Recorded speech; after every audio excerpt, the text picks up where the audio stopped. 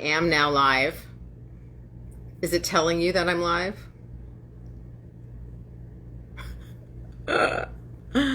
Okay.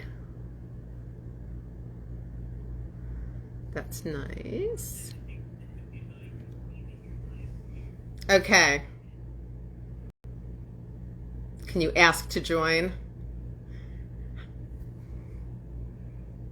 Can you ask to, oh, there you go. Misty Lynne, turn down your phone volume. I know. It's an event. And there you are. And we're in all the places. It's funny, my phone volume will not go all the way down. I do not know why. Yeah, neither will mine, so we just won't worry about that. Okay. All right. Guys, if you have a little echo, you have a little echo. I think everybody can live with this. I can. I mean, 4 times the fun, right? Right, exactly. So there's already a bunch of people on this live stream, which is actually super exciting. So hello, everybody. Welcome back to the Lynda Lippin live stream.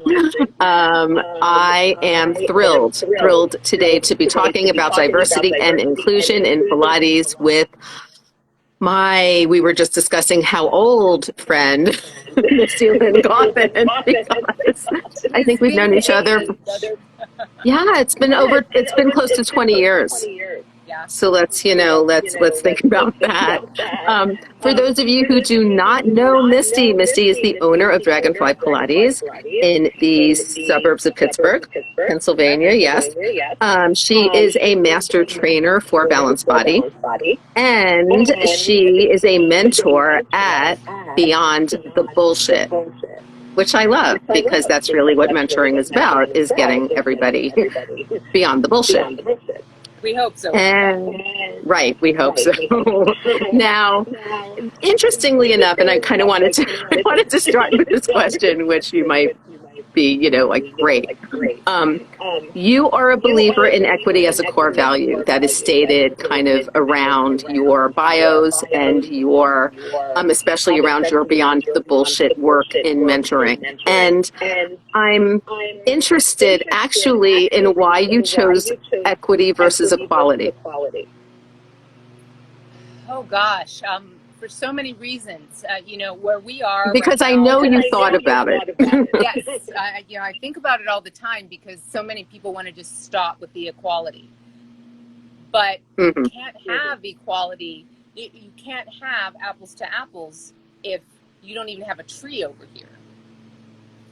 So if we're just looking at it in terms of let's give everybody the same thing. If one group is already at a deficit, you can give them the same as the other. That other group still has the edge.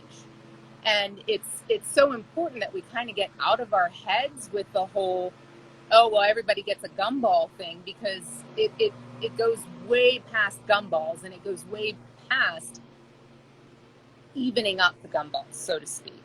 So when I think of it, and when I think of equity, I'm always looking at what does it take to get the person to that perceived equal status, not just getting them there, because it never works out that way.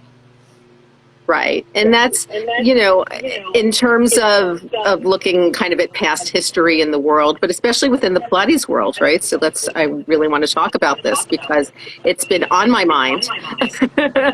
I've been discussing it, as you know, with Tila Anderson, with, other diversity and inclusivity experts from outside of the Pilates community.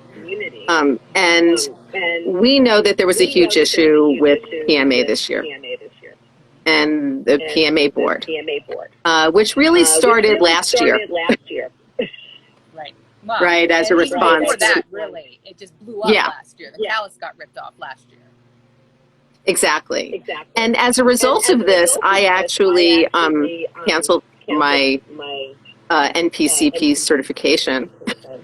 And am no longer giving continuing education credits through them because I can't kind of support that. But as a response to discussions about racism and about inclusivity or lack thereof, the first thing the organization did was take off the posts and delete everyone's comments. Right. Not And everybody. erasing. Let's Oh, be clear. okay. It wasn't everyone's comments. It was certain people's comments, certain people who just happened to be most affected by them because they were of the color that was being affected by what was going on in the world. So Right. that's a big point to note as well, because Huge. it's not just about screaming and yelling over something. There was a reason why that happened, and there was a reason why that situation exploded into the, pardon my French, shit show that it was. Right. And then devolved into tokenism, from what I could see, which was, let's put 4 black women on the board right now. Right now. And hope for the best. And then not listen to them. And I have to tell you something about those women who, are my friends. Those are smart women. I mean, one of whom is now the PMA president. Let's just add that to the mix here. Those are women who should never have been left in the margins in the first place, because their talent speaks for itself. And then on top of it, you add the fact that they're just smart broads. Let's do it. But that's not what the PMA was looking for. As you saw in the town hall, what they were looking for at that time was to make it all better. Let's just make it go away. And my concern, not from the PMA standard so much, I believe that, believe it or not, I'm going to say it, I believe that what Ms. Harris is working to do with the PMA, I believe she's coming from a good place and she's sound and solid in her intentions. My concern is that there are people in Pilates land who have been in Pilates land since the dawn of Pilates land time who don't benefit from seeing Pilates land evolve. In fact, they actually, in my speculation, they benefit from keeping things exactly the way things are. They don't want the questioning. They don't want other voices to be heard. So, I look at what's happening with the PMA, then I look at what's happening with the NCPT, however many letters you have there. Right. And then I'm let's just say that my eyebrows are lifted and I'm watching closely. Yeah, I mean, I'm kind of watching with kind of interest, yet in a very reserved way, because you know me, I've got about this much tolerance for crap, and they hit my tolerance level really quickly, and then I was like, I can't deal, because I can't be strategic about serving, my clients and doing my work if I'm worried about that, frankly. And I wish to be worried about this on a much larger level, right? Both societally and for the fact that all kinds of voices need to be heard in this world and in our community and within our studios and everywhere else. And I think, there's been, over the past 2 years, Misty, there have been so many, we've had discussions about size inclusivity within the community. We've had discussions about color inclusivity within the community. We have had discussions about classical versus contemporary inclusivity within the community. And what kind of apparatus we teach on, because we all define ourselves that way. For years, we had don't listen to Lynda because nobody can teach online effectively.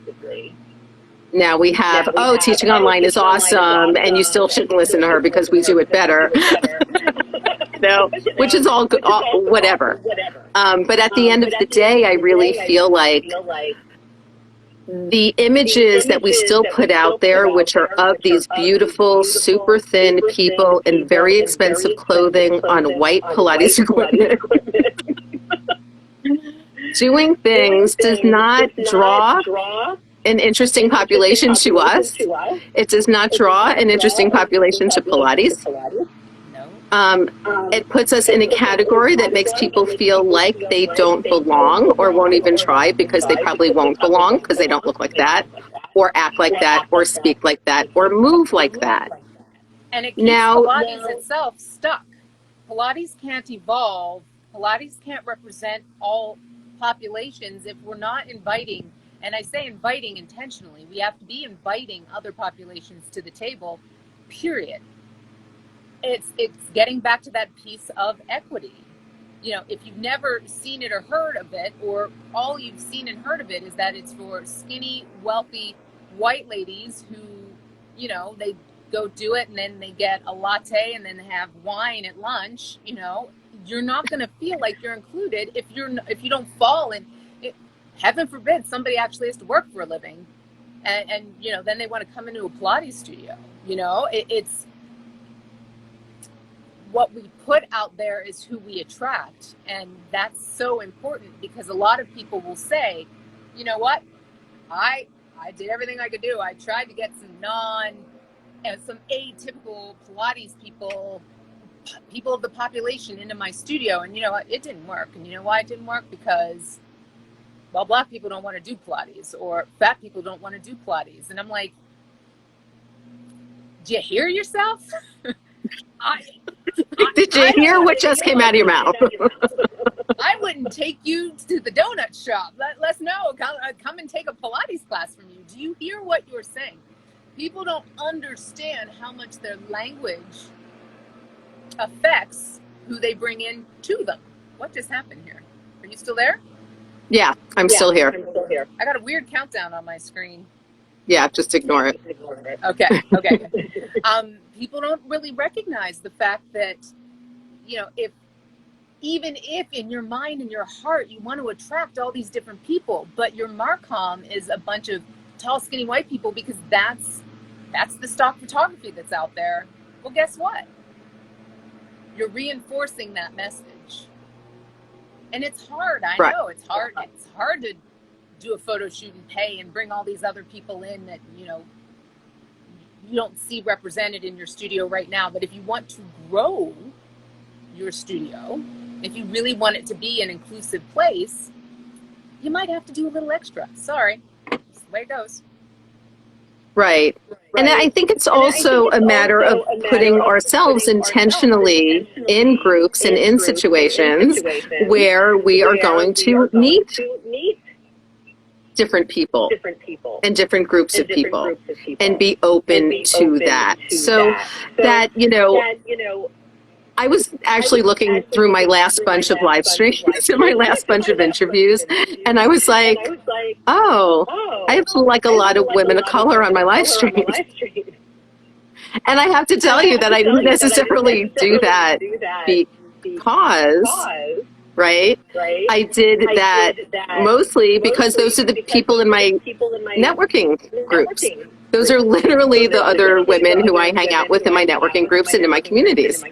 So who else am I going to ask? You know, I'm going to ask, of course, the experts I know and love and who know and love me. And it just so happens that I was really happy kind of at how diverse my community is. Because I was like, here we are. That's the thing, you know, we create the communities that we want to exist in. And if we know that the community doesn't represent who we want to be around, then we have to act to change it. It's an action. It's a verb. We must do something to make that change happen.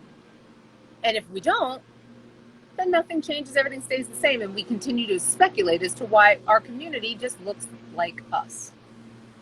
Exactly. I mean, what I'm hoping is happening on the PMA side is that soul searching is happening. Because yes, there's been a leadership change, and yes, she's awesome. But there's a whole structure in place that is set up, you know, that I hope it allows for change. Well, and I think, you know, does it remain to be seen? Of course it does. We just don't know what's going to happen. We know that there are other forces waiting in the wings to see, you know, what happens when Carla Harris leaves. Who comes in as the ED? What's next? But at the same time, here's my point of view. If we want things to change, we have to participate. You know, that the PMA was having listening tours at the beginning of the year. And listen, I understand why nobody wanted to touch it. I didn't want to touch it. But that they were having listening tours, and out of a membership of 5,000, only 14 people were showing up at one and 17 at the other. You know, that says a lot. Right. We have to build the community that we want to be. Again, Mm-hmm. that comes from showing up. Now, I am not saying that people need to put themselves into a position where they feel like it's dangerous or uncomfortable to their heart and soul to do that. The PMA harmed a lot of people. Just like the whole classical contemporary divide harms people. All of these things that go into it. You know, our industry has some big issues, and you know, we have to start addressing them. The way to address them is to, you know, look honestly at what they really truly are, and, you know, not hide in the corners and not just play with the smoke and mirrors that we can, you know, hide behind and blame everybody else either. We all have to take responsibility. Right. And be intentional. I almost feel like the way that we run teacher training in Pilates leads to people not really questioning much, because we sort of, you know, a path gets laid out for us in teacher training, right? That then you're going to go and you're going to open your studio and you're going to teach, you know, that's kind of what you do. Maybe you teach for somebody else. Maybe you do your own business and rent, get a job overseas, whatever. But, you know, that's the path set in stone. Now we know, number one, the path is very different. Right? Now we have the opportunity to not just reach our local areas, but reach the entire world with what we're doing. And that, my friends, is where you really need to start thinking about how you speak, how you're out there, who you're hanging out with, what groups you're in, because when you're on the world stage, your audience is very diverse and very different. Right. Agreed. And I think what you're saying about the teacher training angle is, I mean, there's so much to be said about teacher training. I think that people are often looking for somebody with all the answers, right? Somebody that's almost a guru of sorts. Somebody that's at the top of this hierarchy that, you know, I can turn to, and they have all the answers, and the sky's open and the stars align and everything is right in the world. But that's not realistic. You know, there's no one way.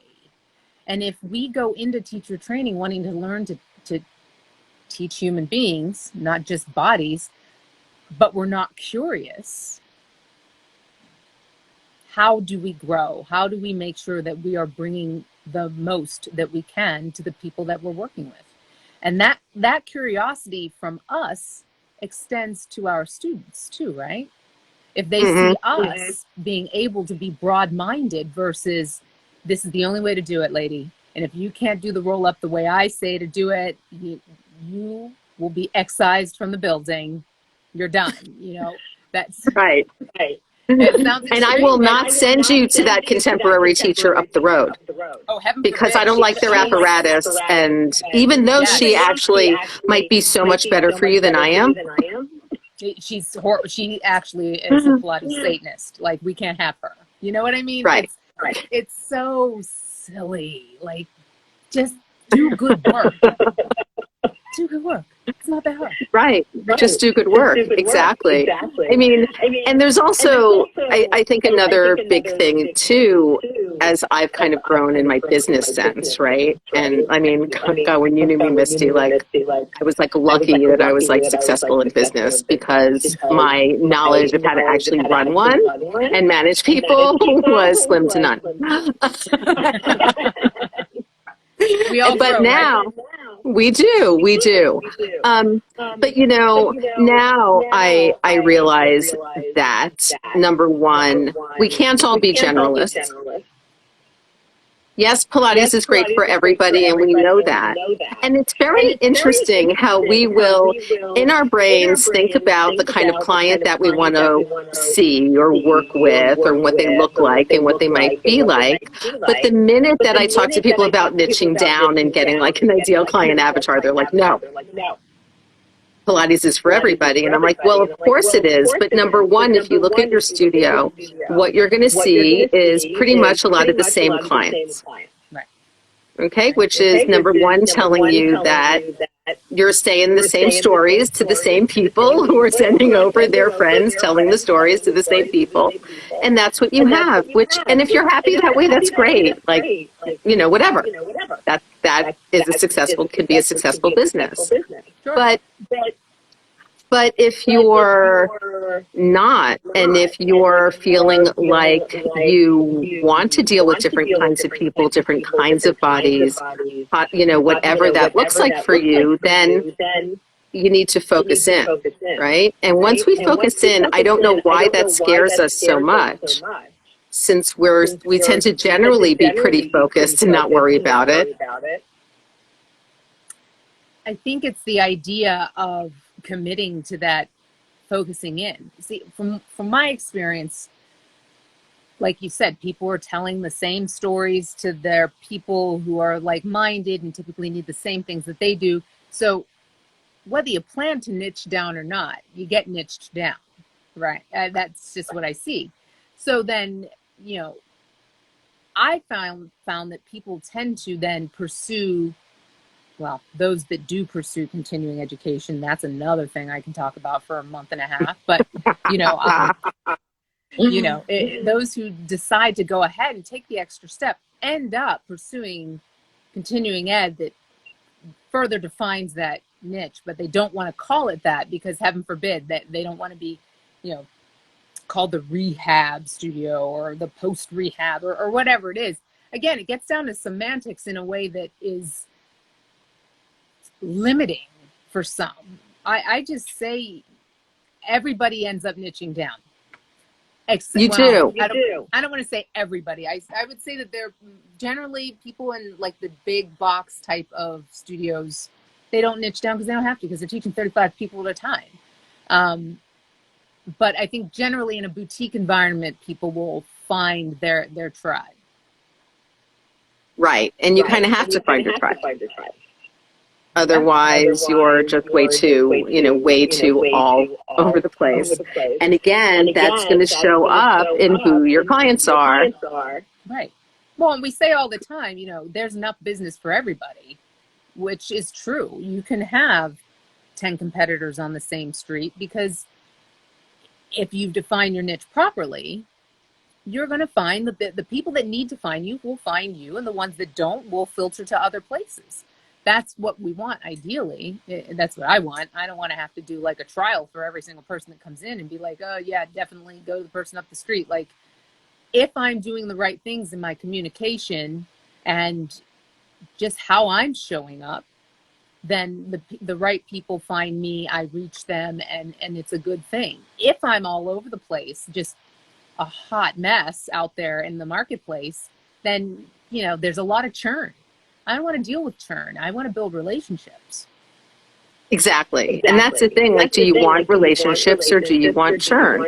Do you want to be able to email somebody 20 years later and be like, I am so happy that you're doing so well, and can I interview you? Because we need to talk about all of this stuff on my live stream. Or are you burning bridges every time you turn around? And again, that's not stuff that just happens, my friends. That is stuff that we intentionally set ourselves up for and intentionally do. Even if you look at some of the major moneymakers and major players within Pilates, you see where there's been some niching. Even if you look at Club Pilates, right? Now, I refuse to denigrate Club Pilates. She had a great idea. She turned it into a sellable franchise. Lots of people who can only afford to pay like $40 for a Pilates session are doing Pilates like 3 times a week now because of her. And because of that. It may not be my thing, but I can't feel bad about that happening because, again, if we're not in a space where there's competition, you're not in a space where there's any money to be made. I think we all need to remember that. That is a very, very sound point. And, listen, I think in these dog-eat-dog times, you do what you can do. What my issue with Club Pilates is, well, I have several, but that's just me. My biggest issue is just the lack of clarity. So saying that you're teaching somebody the whole Pilates system, but you're leaving out 2/3 of the exercises because you've got 12 people in a room and you can't keep people safe, you're not offering what you're selling. Right. And that affects the rest of us in that, there are people that are out there and they do want to be generalists and they just want to work out because their neighbor on the cul-de-sac wants to work out, so they can go do Pilates together, and that's great and whatever. But there are other people out there that need Pilates for what Pilates is. And if you're offering that $40 class because somebody can get in and afford it, but you're telling them that they're going to get X out of it and they just can't because that's not what you provide, that's a problem for me.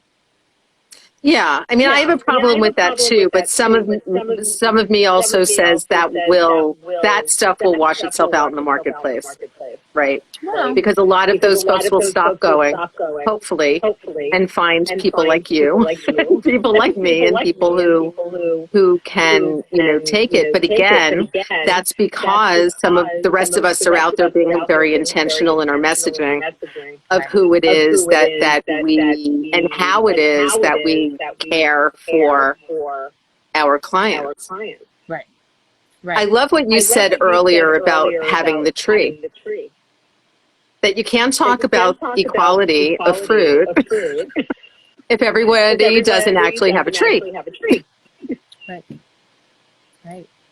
We can't talk about equality within the Pilates community if, again, not everybody is coming from the same basis and the same background, period. Right. And, again, when we look at the pitfalls that our industry is going through, and listen, it's a baby industry at this point still, there's a lot of growing pains to be had, but we're so fractured. The division in the business is so great, and we are so good at looking at the most minute of BS rather than actually thinking about what will help us grow and be sustainable long term. That we're not thinking about the tree. We're not thinking about how we as a collective industry grow and become fortified so that we can weather storms like what happened last year. Last year was wholly destructive to the Pilates world, and that people are trying to get back to where we were last year is equally destructive.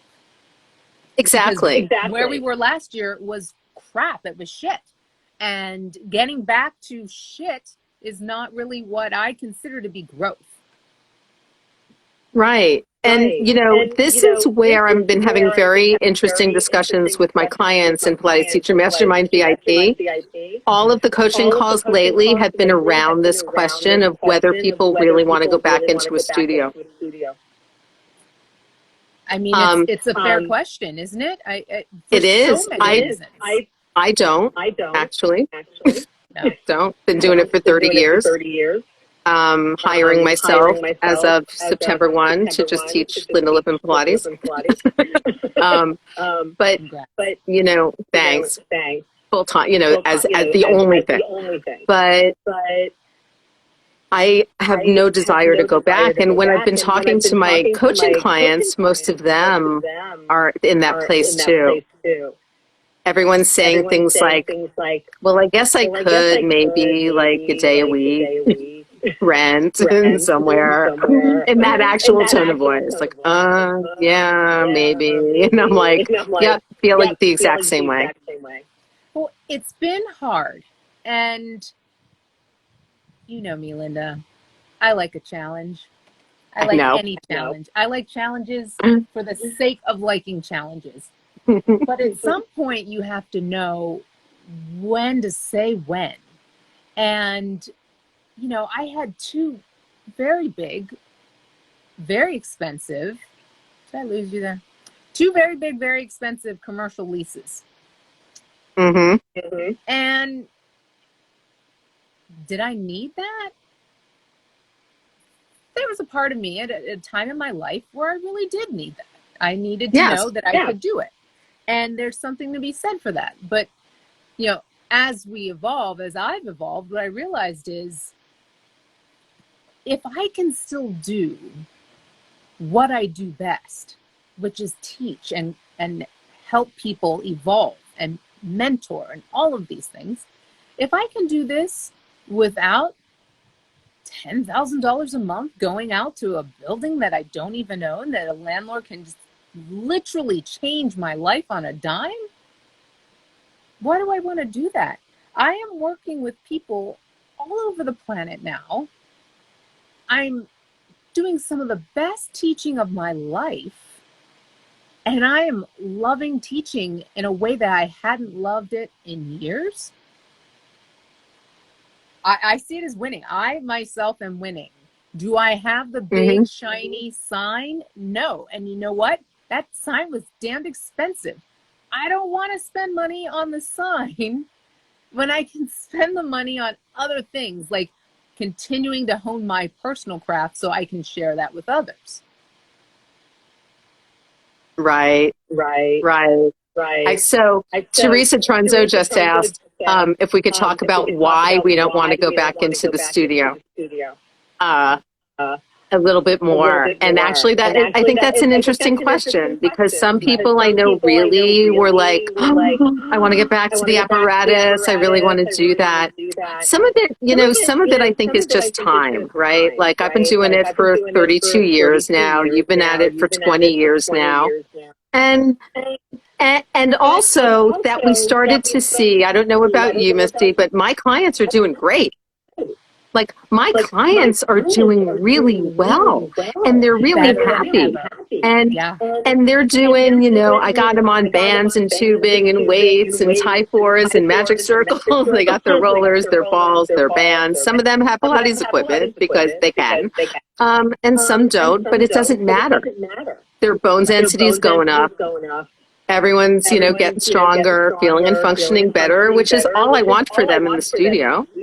Right. And I agree with you that I'm teaching some of the best fucking Pilates of my life because I have such a good view of what people are doing, because we really are alone in the Zoom space where I can really cue them the way they need it without worrying about an apprentice hearing a bad cue, you know. Or you know, a non-traditional cue, or whatever that looks like. And so for me, the schlepping over and the cleaning the equipment, and I'm like, well, and I would say too, you know, a lot of people need that normalcy as their ground. You know, they're wed to the idea of what normal looks like, and you know, desperate to get back to it because that's what they know. And so it's scary to deviate from that path. I can understand that. I also think, though, I know for myself, again, loving all challenges, we were back online in 3 days after we were shut down, you know, because I'd done a little bit of teaching here and there online for private sessions. And I thought, how different can it be? It's not different. We keep our online sessions small, no more than 5 people. I have equipment rented out because I had 2 studios. I had to rent it all out. Some of it I sold, some of it I rented. Bands, balls, rollers. What I have loved about this is that it put an emphasis back on the mat work, because for some reason we decided in Pilates land that mat was not important. Mat was something to be cheapened out because, you know, we can fill a room and then only charge $6.92 for a class. And then we wonder why people can't even getting back to the equity piece, why people can't get into Pilates as a career, because we've made it so that the only way you can do that is to take out a loan for $30,000 worth of equipment. Well, Right. Or do a lease. Right. Yeah. And then a commercial lease where, newsflash, you have to sign a personal guarantee on most commercial leases. It is not just a through your LLC or your S Corp or whatever it is, that if you go bankrupt, your lease goes away. No. A personal guarantee, as I'm sure you've told everybody, but a personal guarantee means you're on the hook for every penny of it. That is a barrier to entry. This is one of the reasons why we don't see Pilates in communities that maybe can't afford it. I wouldn't spend $30,000 on equipment plus the lease, the this, the that, to move into a neighborhood where I know the people that were there could not afford to pay what I need to be charging to recoup any of that. Right. This isn't for free. I mean, we don't just do that for shits and giggles. We do that because we are also trying to live. Exactly. And then we end up kind of denigrating Matt, which is interesting. Like the number of Pilates teachers who send me DMs and are like, you really charge the same per mat as equipment? And I'm like, okay, number one, people are paying for value. They're paying for results. 100%. And I can get them, you know, Misty, you've been in my studio a lot. I can get people results much quicker than they can on their own. Period, end of discussion. That's it. Then, and that's what they're paying for. So they don't really care how I get them there, frankly. They don't care if it's apparatus. They don't care if they're doing bands. They don't care if I'm making them sit and stand off a chair. In a lot of cases, they don't even know what it is because they've come to you as the expert. So you as the expert are saying to them, you know what? Okay, so if you're on that piece of equipment, I'm this much money because I'm that good. But when you're on the mat, I'm only like 1/3 as good. So that's why I'm going to charge you less over here. That it doesn't make sense. It's beyond the pale of stupid. I too have been charging the same rate for Matt for years now. And I remember when I was like, this is crap. I'm not charging any less for Matt. And my clients were like, so you think you're that good? And I'm like, not only do I think I'm that good, but I think the work is that good. This work is that good. And if you're not getting this mat piece, you are having a huge deficit in your growth. So no, this is what it costs. You stay, you leave. I don't care. At some point, we as business owners have to draw the line and we have to say, this is what's best. Trust me. If you trust me, I will not lead you wrong. Exactly. And that's where, I think a lot of Pilates teachers, you do need to make it about you. Like, our business is us. Lynda Lippin Pilates LLC is who? This one. Like, I can't hide anywhere else. There's no other identity I'm taking. My business is me. Period, end of discussion. And yes, I think I'm that good. And frankly, if my clients don't think I'm that good, they shouldn't be paying me. There's the door there. You know what? And there's that time where we have to say, I've gotten you as far as you can go, or you've gotten you as far as you can go. So please go. There's nothing wrong with that. There's nothing wrong with losing a client. If the fit isn't right, there's nothing wrong with losing a client.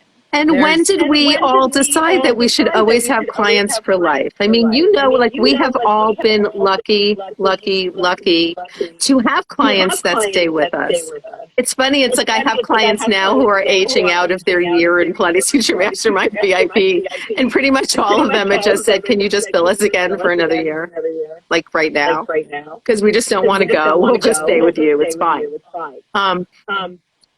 But you want change in clients. It is not, and if clients are learning well, and if what they need from you is a specific skill set, then you should be able to teach them that and let them go. Like seriously. Right. And then if they want to stay with you, fine. That's it. But, again, And that's one of the reasons why I love teaching, is because there's no end.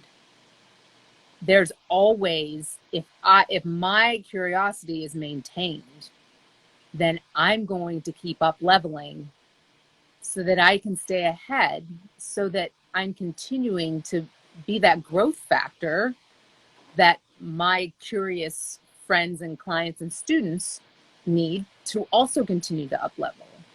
You know, it's this helix that just keeps going and going and going.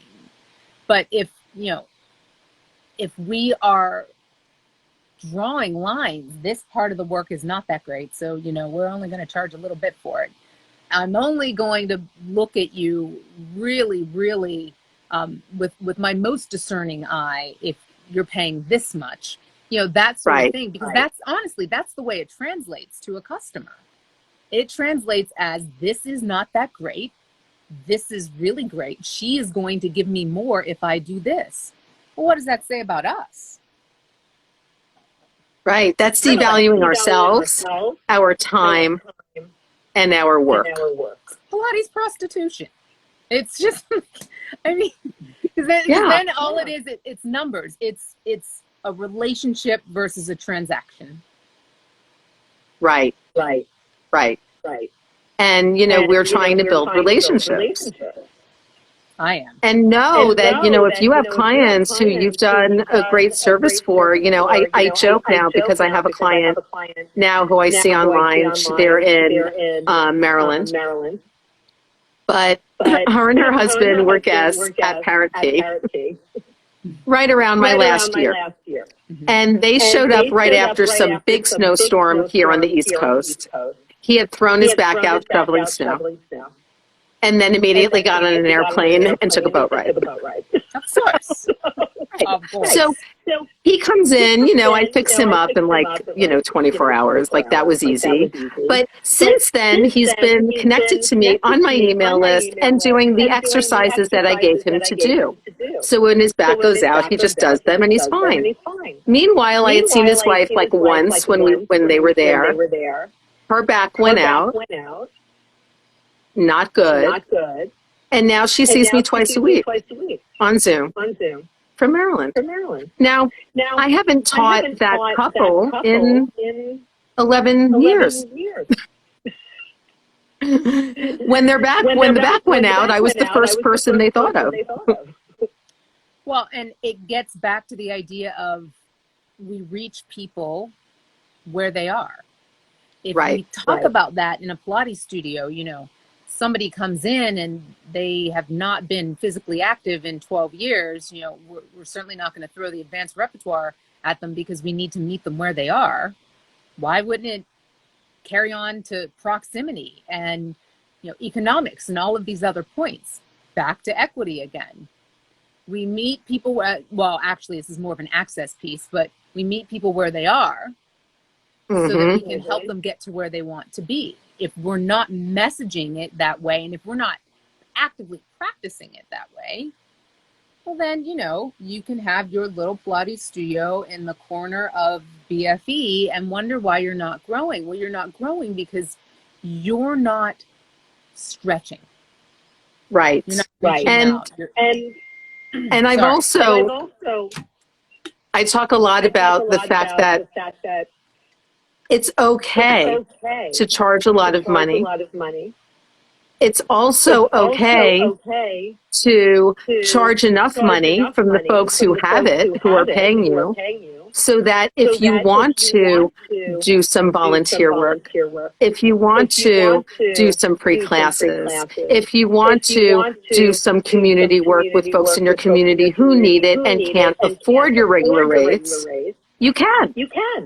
Because you have a little time and your money's taken care of, and you actually can go help other people. It's just like putting the oxygen mask on yourself first. Because if you're struggling to breathe, you can't help anybody. And we talk about this in Beyond the Bullshit all the time, because everyone wants to do something like offer a scholarship or something like this so that they can bring other people into the fold. There's easier ways to go about it.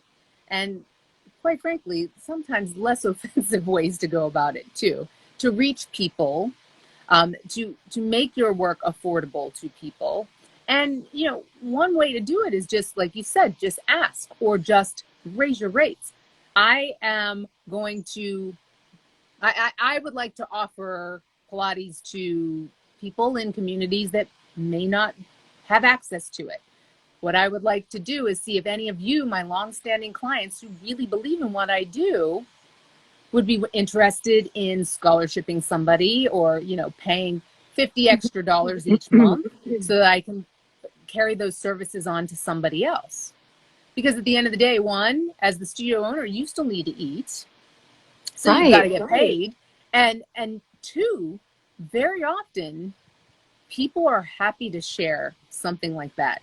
And, you know, how many times do you hear, oh, you know, I just drove past this homeless guy on the corner. I don't want to give him any money, so I don't know what he's going to do with it. I'm just going to give him a sandwich. Think of this as giving the sandwich to somebody that might need the sandwich. And quite frankly, you have to look at it this way too.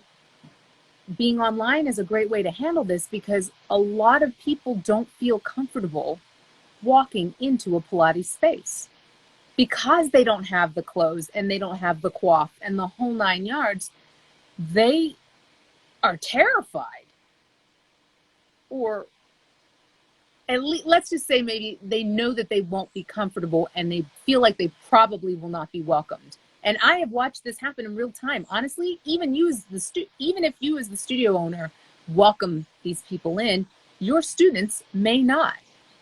P.S. That's your fault. That's a different story. We can talk about that later. But one way to mitigate that is to be able to offer that kind of service online, do that little bit of extra outreach, reach more people, and still give them high quality work. And you don't have to schlep anywhere to do it. Yeah. It's like, even if you don't love teaching online, leverage online for that. Leverage online for your volunteer. Leverage online for your less expensive work. Leverage online for what you can. But I really, you know, so many, I don't know where did Pilates teachers get the idea that we're not supposed to make any money? I mean, and I don't think it's not just Pilates teachers. I mean, it's in service industry generally, right? And no matter, I don't give a shit about all the like celebrity teachers out there and whatever. Like, I teach celebrities. Does that make me a celebrity teacher? I don't know. Like, I don't even, but it's, I don't care about all of that. I don't care about all of that. Our clients simply want to feel and function better. They want help getting there. This is a valuable proposition because people are willing to pay to get to that goal faster or easier than they could on their own. Isn't that why we all put, you know, 4 or 5 figures into our Pilates training and our certification, because someone laid out a path to get us to teaching Pilates quicker or easier than we could if we did it on our own. So we signed up and went through that path and then ended up with our certification. That's all people are paying us for as Pilates teachers. So why we somehow think that, you know, we shouldn't make money from it, or this isn't valuable. You know, if you're a 7-figure CEO and you have chronic back pain that stops you from traveling, dealing with your family, and working effectively, getting rid of that back pain and being functional is worth a lot of money to you. Let's rewind. If you're a 7-figure CEO, you're not sitting looking in the mirror saying, maybe I'm only worth 6 figures. Maybe you're not. Maybe I should downgrade my wage because I'm not that good. But we as Pilates teachers do this all the time. Oh, I haven't raised, this is one I get all the time, Lynda, and I'm sure you get it too. Well, I haven't raised my rates in 8 years. Well, why the hell not? I mean, I don't understand that. How are you living? Well, I'm not actually. And how many times do we hear this? You're not getting paid. You're barely paying rent. Right. Because you haven't raised your rates, but you're afraid that people are going to leave you. let them go. You're not working for anything anyway.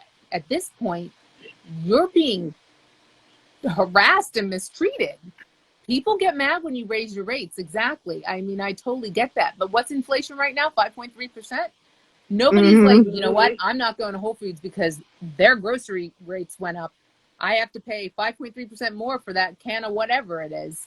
No, you know what? People go and they buy their groceries and they shut up because they need groceries. People that need this work are going to pay for it. And if you value yourself and you train your students to value you, you might get a hairy eyeball. Everyone's having a little bit of a battle right now with money, but you do what you need to do. And again, if you're able to leverage that and get the work into somebody else's hands, then isn't that a win for everybody? Yeah. Yeah. I mean, my favorite thing to say to my clients is if you doubled your prices tomorrow and half your clients walked, you'd be working half the hours for the same amount of money. That's right. That's right. 100%. Which is kind of a win-win for me. To me, it's worth it. It's worth it. Yeah. If you're undervaluing yourself, there's no way that you feel great when you go to work every day. Work becomes work. True. It's not joy anymore. Right. And that's where, I'm seeing how many Pilates teachers are we seeing in financial services, selling real estate, well, especially doing all those things. I think a lot of people coming off of COVID were like, I'm working, and this is how I got into opening my own place as well. It's like I built businesses for everybody else, and they're taking the great vacations. They won't even give me a day off. It's the same type of deal. Like that, the way we value ourselves translates outward and forward. And if we don't value ourselves, then you know what? We need to go somewhere where we're at least going to be compensated, and real estate's going to do a little bit better than teaching Pilates if you're only charging $2 an hour. Exactly. All right, everybody. I hope I really enjoyed having this discussion. We might even have to do it again, Misty, because I think there's a lot more that you and I could be unpacking. I love to talk, so I've enjoyed this as well, and I hope that everyone out there that's listened has enjoyed it, because it's been great catching up. Now talk to me about how people can get in touch with you, whether it is to do Pilates, get continuing ed, or take some advantage of your mentorship. Sure. And if you don't mind, I'll talk to you quickly about my mentorship, Beyond the Bullshit, Mentoring for Evolution and Empowerment. It's evolved so much over the past year, because haven't we all, hopefully, evolved over the past year? But especially in this environment that we're in, where so many people want to do something. They want to be a part of the change. They want to see the faces of their studios and their friend groups and all of these things change and evolve, but they don't know where to start. That's what we talk about in Beyond the Bullshit. And we talk about equity as a core value. We talk about getting out of our way, not labeling ourselves as allies when you can't really label yourself as an ally, because who does that benefit? You. Right. Like other people can call you an ally. You don't get to call yourself an ally. That's not how that works. No, it just doesn't work that way. So we talk about all of these things in a very, very safe space. One of the things that was really important to me when I started doing this, and I have my Thursday night show, Thought Flow, with Nikki Taylor Stewart as well. It was very, very important to me to create a space where people feel like they can come in and talk. And, if they don't have the right words to say, they know that they're not going to be vilified for just not having the vocabulary. So we talk about vocabulary too. All of these things that we can do to really get people to understand, hey, no one's looking for allies, because allies, it's just a word. Advocates. We're looking for advocates. We're looking for people that are out there who are wanting to see the world grow and diversify, and who really, really want to push toward equity, not equality, but equity for all. Right. So that's what we do with Beyond the Bullshit. And you can find information about it at Meet Misty Lynne. It's Misty Lynne with an E.com. Or if you are looking for my Pilates, it's dragonflypilates.com. Or on IG, I'm Misty Lynne Cauthen, or dragonflypilates.com there. So you can find me anywhere. I'm usually around flapping my gums somewhere. Pretty much like me. People are like, where can I find you? I'm like, pretty much anywhere. Just kind of look and you'll see me. All right. Well, everybody, thank you guys so much for joining us. Once again, this was Lynda Lippin from Lynda Lippin Pilates with Misty Lynne Cauthen from Beyond the Bullshit. I love that. So you. It's so you. Dragonfly Pilates and a master teacher for Balanced Body Teacher Training. Misty, just hang out for a minute after. And everybody, I will see you guys next week, where I'm going to be coming to you with my friend Sadiq, former trainer at the Dog Pound, and we're also going to be having some interesting conversations about fitness, business, and immigration. Yes. All right. I will talk to everybody soon. Bye.